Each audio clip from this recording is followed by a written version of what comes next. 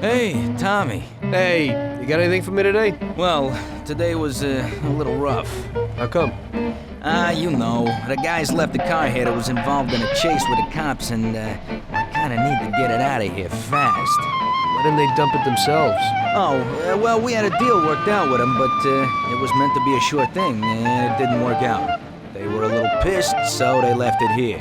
What's in it for me? A lovely German sports car. That's worth the risk. I'll do it. What can I do?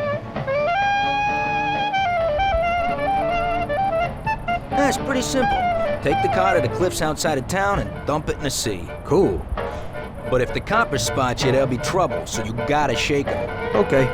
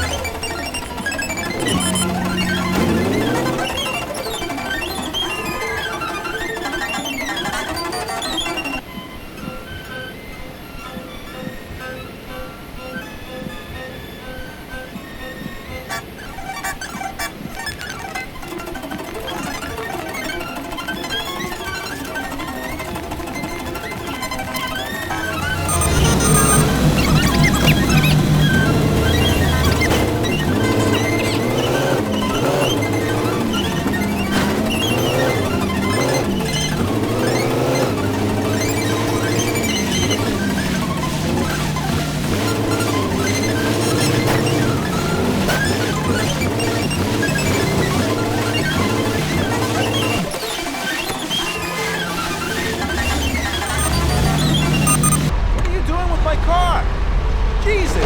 Help!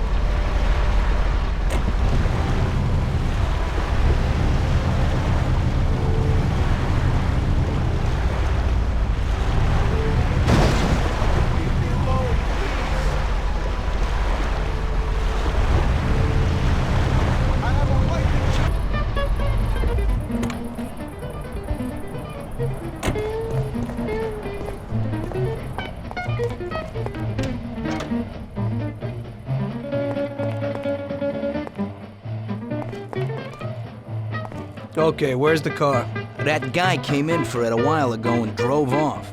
But he said he was going for dinner at Roy's Grill. It's downtown. It's just a little way from Pepe's restaurant.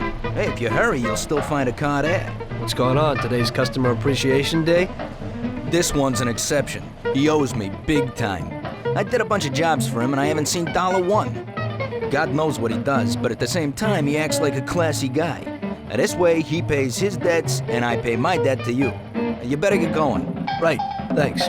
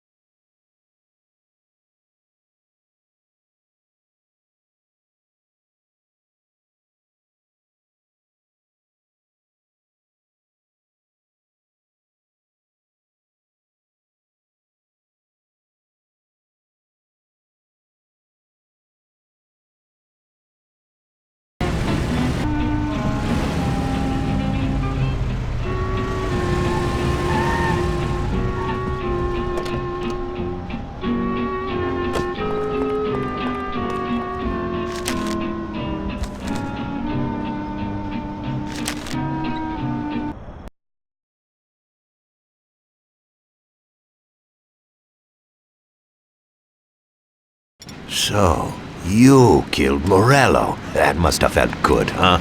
We celebrated. Salieri was thrilled, of course. We ran the whole town, practically, and there seemed to be an end to the bloodshed. For a while, I felt like a king, until I came to a realization. If a regular guy like me could kill the most powerful man in the city, what good was all his power? Hell, if he hadn't been so powerful, he'd probably still be alive. It seemed to me that no matter how strong someone was, there was always somebody stronger to take them out. So where did that intuitive thought take you? Greediness is bullshit. When you have no money, you think that a few bucks a month will be enough. Then you realize that it wouldn't be bad to have a nice car. You get a great job in some high-up position, but in actuality, you're thinking about going higher. Before you know it, you want to be the President of the United States, and you want to win the war against the Germans. Luckily, that won't happen. Plus, the whole strategy of watching other people's backs has one basic flaw. The whole time you have to watch your own back in case someone else has the same idea. So I thought to myself that maybe I ought to change my priorities a little. Great Bible story. Laugh it up. You know where it got me in the end. This. Who is it?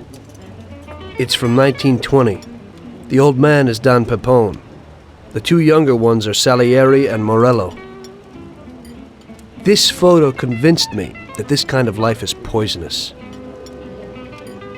Morello and Salieri were friends, and they were both commanders of Pepone's regime.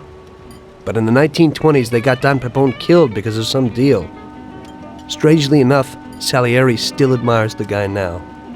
Afterward, they divided up the city, and each ruled their own part of it. But they started to compete with each other. I ended up being Salieri's instrument of death to kill his best friend, to save him from looking Morello in the eye. It occurred to me that my friends and the people I loved were the same. Someday I'd turn to Paulie and be looking straight down the barrel of a gun. I couldn't be sure of anybody, above or below me. But you were risking your life every day. Being a sharpshooter for the Mafia ain't no bed of roses the way you tell it.